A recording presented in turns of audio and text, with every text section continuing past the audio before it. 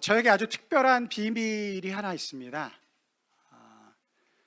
그것을 누구에게도 이야기하지 않고 우리 교회 성도 한 분에게만 제가 그 비밀을 이야기를 했습니다. 그렇다고 한다면 그분과 저는 어떤 관계일까요? 어떤 관계? 굉장히 특별한 관계일 거예요. 진짜 이런 일이 있었던 게 아니고 이제 가정에서 저에게 어떤 특별한 비밀이 있는데 우리 교회 성도님들 아무에게도 얘기하지 않았는데 제가 어떤 분 한 분에게만 그것을 이야기를 했다라고 한다면 그분과 저는 굉장히 특별한 관계일 것입니다. 아마 그 이야기를 듣고 나서 그분이 이렇게 생각할 것 같아요. 내가 목사님과 특별한 관계를 갖고 있구나. 목사님이 나를 신뢰하나 보다. 아마 이런 마음이 그분에게 들 거예요. 오늘은 비밀에 대해서 제가 이야기를 좀 하려고 합니다. 비밀은 보통 어떤 사람과 나누죠? 아주 특별한 관계에 있는 사람들과 함께 공유하는 것이 비밀입니다. 오늘 우리가 읽은 본문에 비밀이라는 단어가 여러 번 나오는데, 그런데 제가 여러분들에게 오늘 나누고 싶은 비밀은 뭐냐면 저 개인적인 비밀이 아니고 예수 그리스도의 비밀, 그리스도의 비밀을 오늘 여러분들과 함께 나누려고 합니다. 이 비밀은 사도 바울이 하나님께로부터 계시로 받은 비밀이다 라고 바울이 우리들 가운데 이야기를 하고 있어요. 그런데 그 비밀을 성경을 읽다가 제가 알게 되어졌어요. 사도 바울이 계시로 하나님으로부터 받은 그 그리스도의 비밀을 제가 성경을 읽다가 그 비밀이 무엇인지를 알게 되어졌어요. 이제 그 비밀을 여러분들과 함께 나누려고 합니다. 왜냐하면 여러분들이 아주 특별한 분들이기 때문에 그래요. 저만 알고 있는 게 아니고 그 비밀을 함께 나누려고 합니다. 제가 알려드리려고 하는 비밀이 얼마나 중요한 것인지 사도 바울이 5절에서 그 비밀을 이렇게 이야기를 하고 있어요. 5절 말씀 우리 다 같이 한번 읽어볼까요? 이제 그의 거룩한 사도들과 선지자들에게 성령으로 나타내신 것 같이 다른 세대에서는 사람의 아들들에게 알리지 아니하셨으니, 다른 세대의 사람들의 아들들에게는 절대로 알리지 않았던 비밀, 그러나 이제 사도들과 선지자들에게 성령으로 알게 하시는 그 비밀, 그런 비밀이다 라고 이야기를 하고 있는 거예요. 그 비밀을 제가 여러분들에게 알려주려고 해요. 그러면 여러분들이 그 비밀을 깨닫게 되어지면 오늘 선지자나 사도 반열에 오르는, 이럴 때는 아멘 하시면 손뼉이 짝짝 맞는 건데, 이 비밀을 알게 되어지면 선지자들과 사도들의 반열에 오르는 이 비밀을 그렇게 알렸다라고 이야기를 하고 있거든요. 그 비밀을 제가 여러분들에게 알려드리려고 해요. 오늘 여러분들 수지 맞는 날입니다. 맞아요? 그 비밀이 뭐냐면 6절에 기록되어져 있어요. 우리 다 같이 한번 읽어보겠습니다. 시작. 이는 이방인들이 복음으로 말미암아 그리스도 예수 안에서 함께 상속자가 되고 함께 지체가 되고 함께 약속에 참여하는 자가 됨이라. 이것이 그리스도의 비밀이라고 합니다. 여러분들 대단한 비밀을 이야기할 거라고 생각을 했는데 좀 비밀이 싱겁죠? 그래서 그런지 별로 이렇게 놀라시지도 않는 것 같아요. 그러나 사도 바울은 분명히 이야기합니다. 이것이 그리스도의 비밀이다. 아마 여러분들이 이런 것을 기대했는지 몰라요. 2020년 예수 그리스도께서 뉴질랜드 타우랑가에 재림하신다. 이런 비밀을 기대했는지 몰라요. 그런데 오늘 이야기한 사도 바울의 비밀은 비밀 같지 않은 비밀이에요. 이는 이방인들이 복음으로 말미암아 그리스도 예수 안에서 함께 상속자가 되고 함께 지체가 되고 함께 약속에 참여하는 자가 됨이라. 그런데 사도 바울은 이것을 그리스도의 비밀이다 이렇게 이야기를 하고 있어요. 왜 비밀 같지 않은 비밀, 이미 우리는 알고 있는 이 비밀을 사도 바울은 비밀이라고 이야기를 했을까요? 그 이유를 알기 위해서는 성경이 말하는 비밀이 어떤 성격을 가지고 있는지 여러분들이 아셔야 돼요. 여러분, 성경에 나오는 비밀은 그 비밀이 신비에 쌓여 있어서 일반인으로는 도저히 알 수 없는, 그래서 특별한 사람만이 그것을, 숨겨진 것을 찾아내서 아는 그런 비밀로 성경은 비밀을 이야기하지 않습니다. 우리는 비밀이라고 하면 어딘가에 숨겨져 있어서 그것을 누군가 아주 특별한 사람이 찾아내서 드러내는 것, 그런 것을 비밀로 많이 생각을 하는데, 성경이 말하는 비밀은 그런 비밀이 아니에요. 성경이 말하는 비밀은 드러내는 비밀입니다. 성경이 말하는 비밀은 숨기는 비밀이 아니고 드러내는 비밀이에요. 그래서 성경에서 비밀이라는 단어가 나올 때 그 비밀이 시크릿이 아니고, 숨기려고 하는 시크릿이 아니고 미스터리라고 표현이 되어져 있어요. 성경이 말하는 비밀은 어디 깊은 곳에 숨겨놔서 아주 특별한 사람만이 알게 되어지는 그런 비밀이 아니고, 그래서 속으시면 안 돼요. 여러분들, 이단들이 가장 좋아하는 비밀이 뭔지 아세요? 이런 비밀이에요. 당신들은 모르는 비밀, 우리만 특별히 깨달은 비밀, 그 비밀을 당신들에게 알려주겠습니다. 그런데 많은 사람들이 거기에 혹해서 넘어가요. 굉장히 영적인 것 같지만. 그러나 그건 성경이 말하는 비밀을 몰라서 그래요. 성격을 몰라서 그래요. 성경이 말하는 비밀은 숨기려고 하는 비밀이 아니고 드러내려고 하는 비밀이에요. 그런데 왜 그런 비밀이라는 말을 사용을 하는가? 거기엔 의미가 있어요. 왜냐하면 드러내도 세상의 지혜로 깨달을 수 없기 때문에. 그래서 비밀이다라고 이야기를 하는 거예요. 성경이 말하는 비밀은 드러내는 비밀이고, 그 비밀은 하나님의 구원 계획과 연결되어져 있어요. 그게 중요해요. 내가 언제 장관이 되고 언제 대통령이 되고, 하나님께서 특별할 때 그럴 때가 있죠. 그러나 보편적으로 보면 하나님의 비밀은 하나님의 구원 계획과 연결되어져 있어요. 우리는 성경을 통해서 이미 그 하나님의 구원 계획, 비밀을 이미 우리는 알고 있습니다. 그래서 사도 바울이 그리스도 비밀이라고 이야기한 것이 우리에겐 그렇게 충격으로 다가오지 않아요. 이미 드러나 있기 때문에. 그런 것을 성경은 비밀이라고 해요. 숨겨져 있지도 않은 것을 비밀이라고 하는 이유는 사람들이 그것을 공개적으로 듣기는 하지만 세상의 지혜로는 도저히 이해할 수 없기 때문에 미스터리가 되는 거예요. 그래서 비밀인 거예요. 여러분, 세상에 예수 그리스도를 아는 사람들은 굉장히 많죠. 예수님을 믿는다 안 믿는다 이런 얘기를 하는 게 아니고, 예수 그리스도가 누군지 아는 사람들은 굉장히 많습니다. 아마 세상의 대부분의 사람들이 예수님을 알 거예요. 그러나 그 모든 사람들이 예수님을 안다라고 할 수 있나요? 그렇게 할 수는 없어요.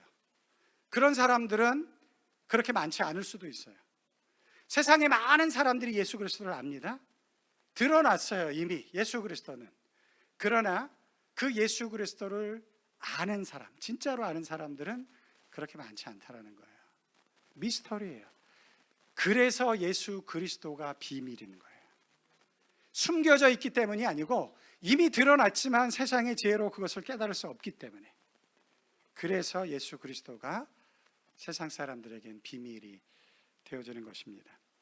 제가 예전에 해밀턴에 살 때 해밀턴에 기독교 서점이 있었어요. 그래서 제가 이제 책이나 이런 것들이 필요해서 그 서점을 자주 가곤 했는데, 그 서점 주인이 제가 이스라엘에 살았었던 경험이 있다라는 걸 알고 저를 만날 때마다 이런 이야기를 하는 거예요. 뭘 이야기를 하냐면, 다니엘서를 히브리어로 거꾸로 읽으면 하나님의 특별한 구원 계획을 알 수 있다라는 거예요. 저를 만날 때마다. 왜 그러냐면 히브리어를 읽을 수 있는 사람이 많지 않으니까. 뉴질랜드에서 그런 사람이 얼마나 되겠어요. 근데 그 사람을 만났어. 그러니까 그 사람이 나를 붙잡고 어떻게든지 이걸 전하기 위해서 다니엘서를 히브리어로 거꾸로 읽으면 하나님의 특별한 구원 계획이 담겨져 있습니다. 굉장히 신비하죠? 굉장히 영적이죠? 이런 거에 넘어가시면 안 돼요.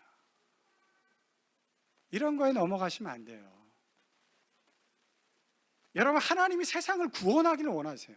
그런데 히브리어로 다니엘서를 거꾸로 읽어야지만 구원을 알 수 있는, 하나님이 우리랑 이런 표현이 좀 그렇지만 하나님이 우리랑 장난하자는 겁니까? 그게 아니잖아요. 드러냈지만, 다 드러냈지만 세상의 지혜로 깨달을 수 없어서 비밀이지, 그걸 어디다 숨겨놓고 특별한 사람만, 특별한 훈련된 사람만 깨닫는 것, 그런 게 아니라는 거예요. 거기에 속아 넘어가지 마세요. 많은 사람들이 그래서 이단에 빠지는 거예요. 제가 웬만하면 그냥 넘어가려고 했는데 하도 그래서 제가 그분을 붙잡고 한 번은 이렇게 이야기를 했어요. 다니엘서를 히브리어로 거꾸로 읽지 않아도 저는 하나님의 구원 비밀을 이미 알고 있습니다. 그것만으로 저는 충분합니다. 이 외에 더 신비한 무엇이 필요한가요? 만약에 더 필요한 것이 있다라고 한다면 그것은 새로운 비밀을 아는 것이 아니고 이미 드러난 비밀을 지키며 살아갈 수 있는 믿음과 결단과 순종입니다. 제가 그렇게 이야기를 했어요. 여러분, 성경에 하나님의 구원 계획이 담겨져 있습니다. 결국에 예수 그리스도가 이기셔서 하나님의 나라를 이루실 것을 이미 다 기록을 해놨어요. 뭐가 부족한가요? 그거는 우리의 뜻과 상관없이 하나님이 이루실 거예요. 그래서 그분이 하나님이십니다. 여기에 뭐가 부족한가요? 물론 아쉬움은 있죠. 때로는 내 삶의 문제가 어렵기 때문에 여기서 좀 뭔가 답을 찾고 싶고 그런 것들이 있는 건 사실이에요. 제가 그걸 부정하지 않습니다. 그때 또 하나님께서 특별한 방법으로 우리 삶 가운데 역사하십니다. 저는 그걸 믿어요. 제가 어떤 문제로 고민하고 있었어요? 지난 월요일날 화요일날 제가 큐티하는 말씀을 통해서 그 고민을 해결할 수 있는, 답을 찾을 수 있는 두 단어를 월요일날 화요일날 동일하게 보여주시더라고요. 아, 하나님이 나에게 내가 고민하고 기도하는 문제를 이렇게 해결시켜 주셨구나. 그런 역사들이 우리들 가운데 있죠. 그러나 제가 이야기하는 건 뭐냐, 하나님이 우리를 구원하시는 그 구원 계획 속에 다른 어떤 신비한 것이 필요한가요? 그렇지 않아요. 이미 충분합니다.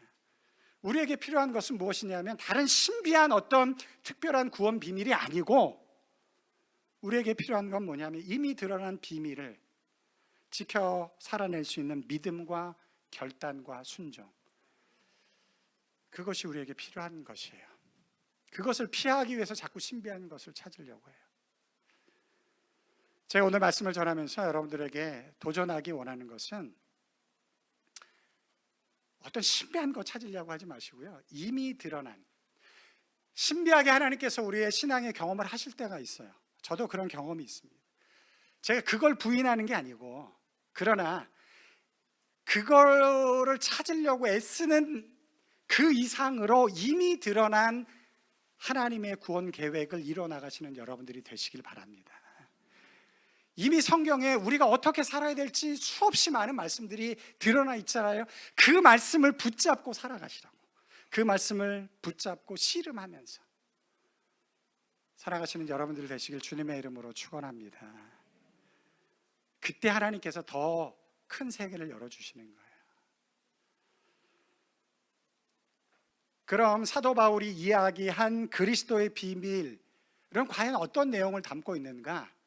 이방인들이 함께 상속자가 되어지고 함께 지체가 되어지고 함께 약속에 참여하는 자들이 되어진다라고 하는데, 과연 이 의미는 과연 뭔가? 왜 바울은 이것을 이미 우리가 다 알고 있는 것 같은 이 말씀을 그리스도의 비밀이다라고 이야기를 했는가? 여러분, 성경시대의 유대인들에게는 세상 사람들이 딱 두 종류밖에 없었어요. 어떤 사람과 어떤 사람이 있었죠? 유대인과 이방인, 딱 두 종류밖에 없어요. 유대인들에게는 유대인과 이방인밖에 없습니다.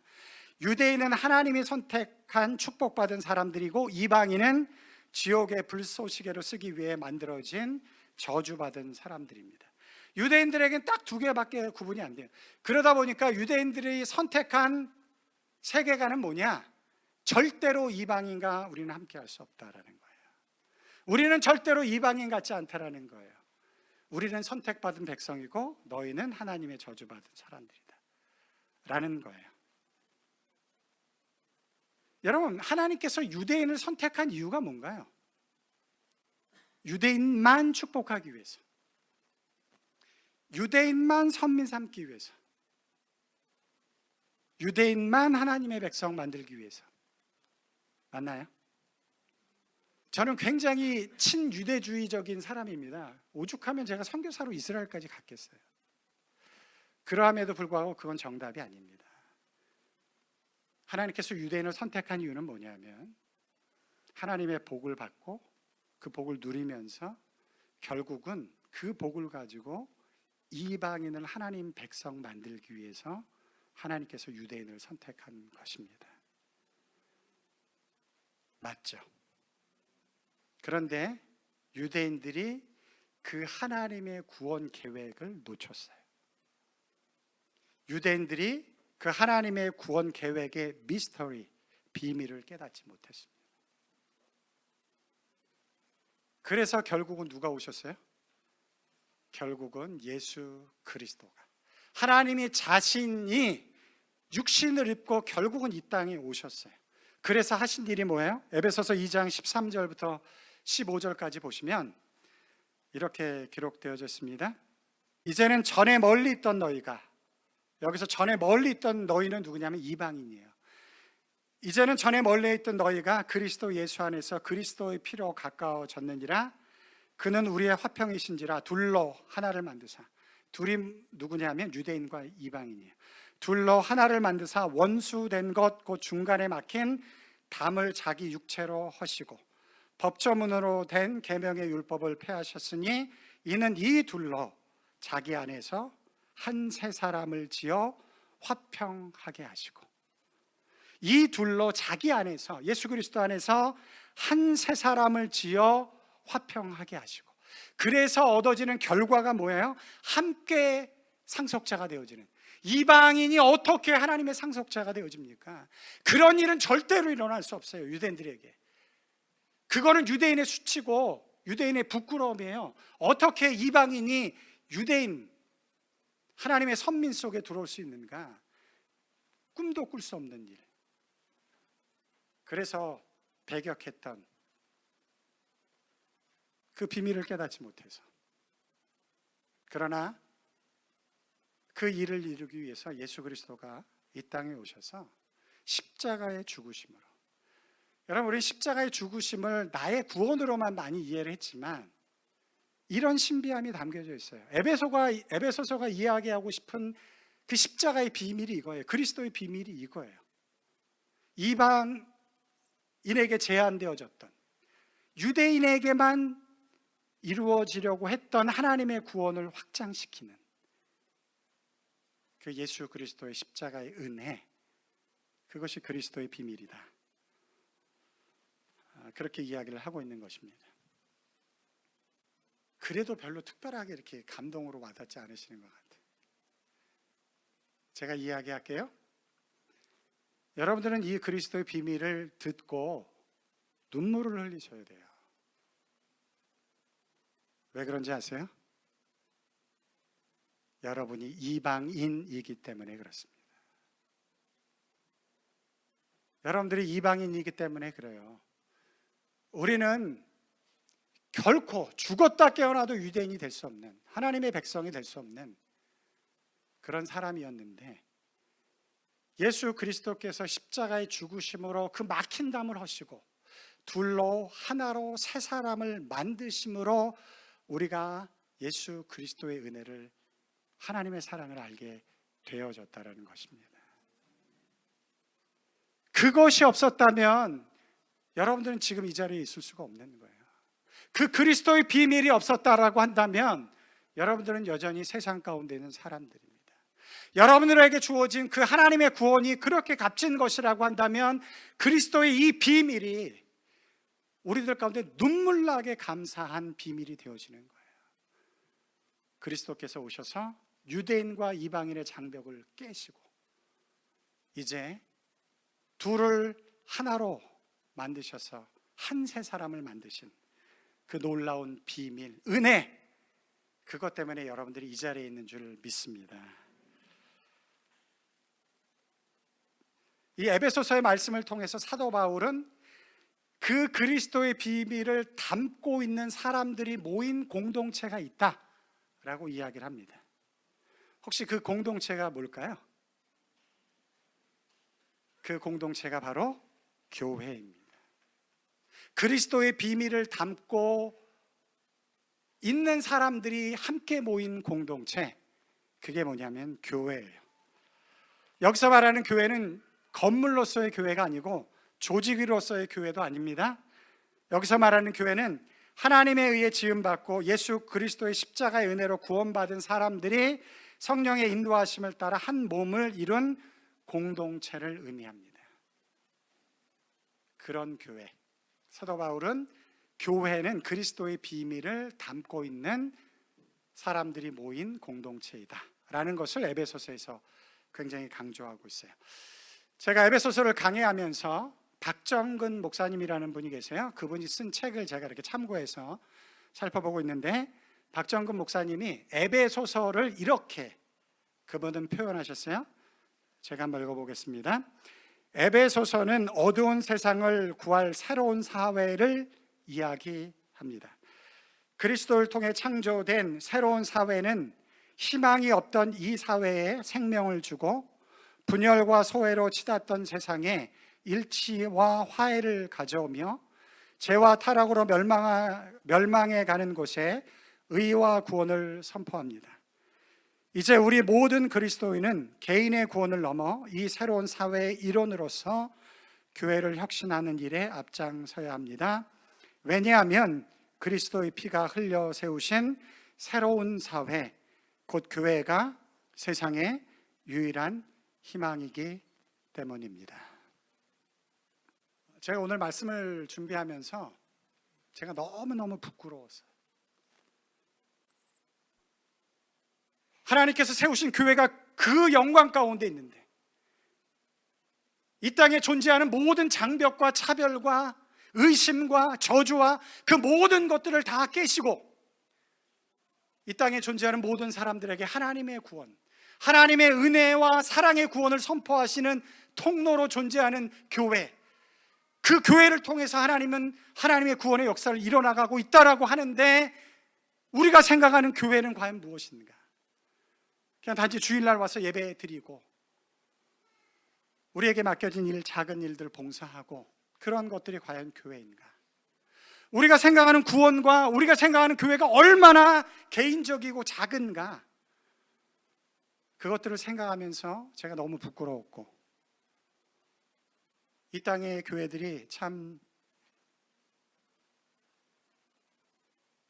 아쉬움이 있다 라는 그런 생각을 제가 하게 되어졌습니다. 교회를 통해서 이 땅에 존재하는 모든 억압과 장벽과 차별과 편견과 모든 담을 다 허물어 버리시고 그들을 모아서 한 세 사람으로 새로운 사회로 만들어서 결국은 그들을 통해서 하나님의 사랑과 하나님의 구원과 하나님의 능력이 드러내시도록 역사하는 교회, 그 영광스러운 교회, 우리 타오랑하는 교회가 그런 교회가 되었으면 좋겠습니다. 하나님께서 그것을 깨닫게 하셨으니까 그리스도의 비밀을 담아낸 하나님의 교회로서 그것을 깨닫게 하셔서 그것을 이루어 나갈 수 있는 교회가 되었으면 좋겠습니다. 김제에 가면 금산교회라는 교회가 있습니다. 한국 기독교 초창기 이 지역을 순회하면서 전도하던 테이트 선교사라는 분이 복음을 전해서 마방을 운영하고 있었던 조덕삼이라는 분이 예수님을 믿게 되어집니다.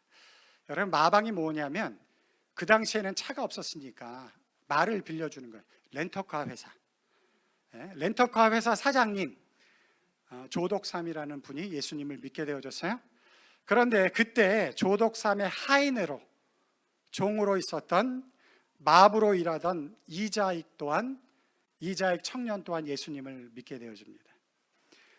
세월이 지나서 교회가 세워지게 되어지고 그것이 이제 금산교회가 되어지는데 장로 투표를 하게 되어집니다.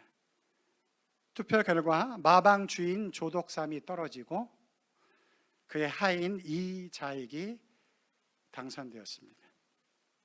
금산교회는 전주에 있기 때문에 전라도에 있었는데 이자익은 전라도 출신도 아니고 경상도 출신이었습니다.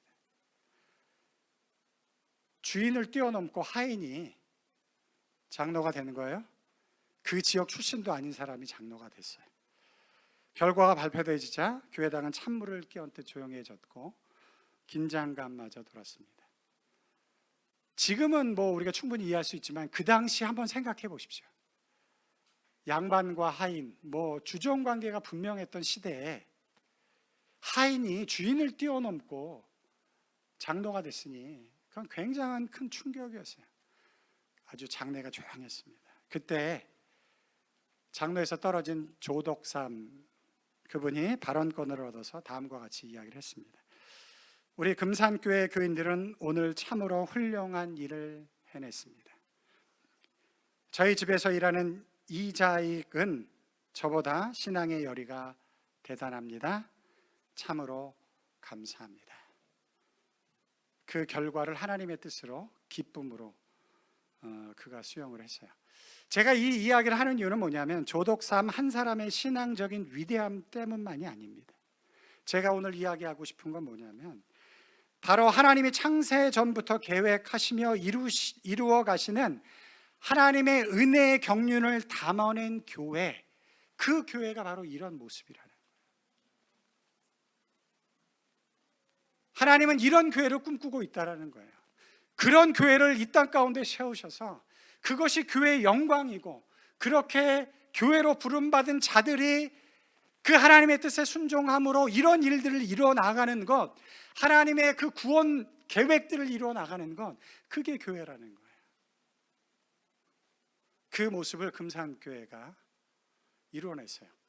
여러분, 결코 세상에서 일어날 수 없는 일이 교회 안에서 이루어졌어요. 그것이 교회예요. 그것이 하나님의 꿈꾸는 교회입니다. 세상의 지혜로 도저히 이해할 수 없는 교회, 미스터리 같은 존재. 놀라운 일은 여기서 끝나지 않았어요. 시간이 지나서 조덕삼도 장로가 됩니다. 그리고 먼저 장로가 되어진 자신의 하인이었던 이자익 장로를 신학교에 보내요. 그리고 목사가 되게 합니다.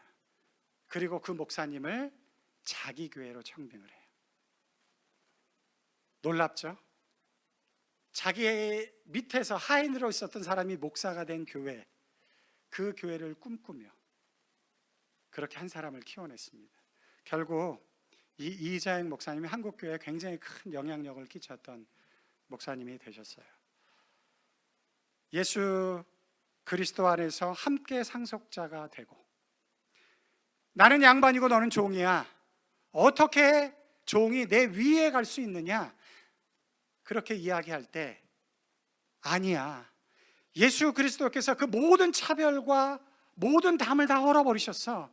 이제 너와 나는 주님 안에서 새롭게 지음받은 한 존재야 라고 이야기함으로 새로운 세계, 새로운 세상을 보여줬었던 조덕삼 장로, 그것이 바로 하나님께서 꿈꾸시는 교회의 모습이라는 것이죠. 여러분, 교회는 언제나 선교적이어야만 합니다. 개인으로서의 교회뿐만 아니라 공동체로서의 교회는 항상 선교적인 존재가 되어야 돼요.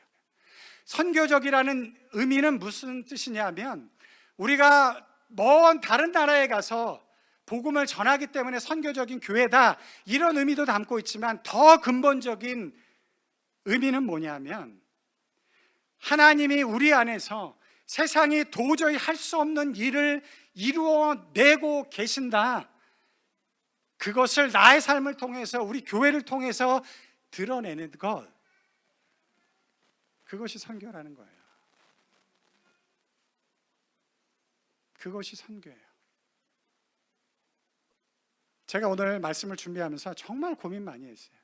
무슨 고민을 했냐면, 그래서 이게 우리랑 무슨 상관이냐, 성도들이 그렇게 들으면 어떻게 할까? 그리스도의 비밀이 그건데 그래서 나랑 무슨 상관이냐, 내 삶에 직접 도움되는 건 과연 뭐냐, 그렇게 말씀을 듣지 않을까?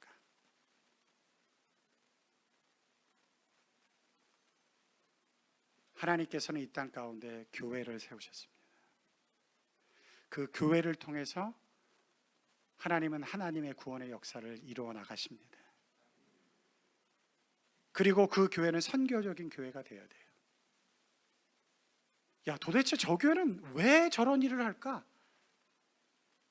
도대체 저 사람들은 어떤 사람들에게 저런 일을 할까? 그 세상이 우리들 가운데 질문할 때 당신들은 도대체 누구기 때문에 이런 일을 합니까? 조독삼 장로에게 당신은 도대체 무슨 이유로 이자액을 담임 목사로 청빙해 옵니까? 라는 질문을 할 때 예수 그리스도가 모든 차별을 폐하시고 하나님의 교회로 한 몸을 이루셨다 라는 것을 증거함으로 그렇게 하나님의 사랑과 그리스도의 은혜를 증거할 수 있는 하나님의 사람들, 하나님의 교회, 그것을 우리가 이루어 나갈 때 이 땅 가운데 진정한 구원의 역사가 우리들 가운데 이루어지는 줄 저는 믿습니다. 그냥 단지 예수님을 믿는 게 우리 아들 잘 되고 사업 잘 되고, 유대인들과 뭐가 다른가요? 하나님이 나를 하나님의 자녀 삼으셔서 나 잘 되고 나 편하게 사는 것,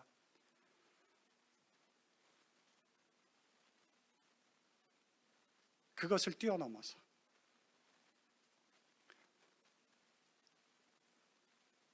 이 미스터리 같은 하나님의 교회, 하나님의 영광으로 부르셔서 그 세상을 향해서 세상이 알지 못하는 그 질문을 던질 때 답해 줄 수 있는 교회로, 그렇게 하나님의 구원의 역사를 이뤄나가는 공동체로 만드신 이 교회, 우리 타오랑 하나님 교회가 그런 교회가 됐으면 좋겠습니다. 그런 교회가 될 때 우리 안에 진정한 구원의 역사들이,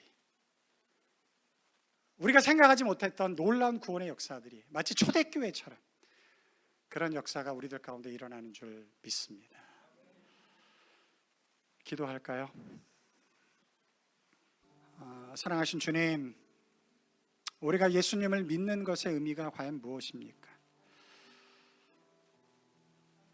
예수님을 믿어서 나 하나 잘 되고 잘 먹고 잘 살고, 물론 우리의 삶 가운데 너무너무 중요한 것이지만, 그러나 그것만이 우리가 예수님을 믿는 것의 목적이 되어진다라고 한다면 우리는 유대인들과 별반 다르지 않습니다.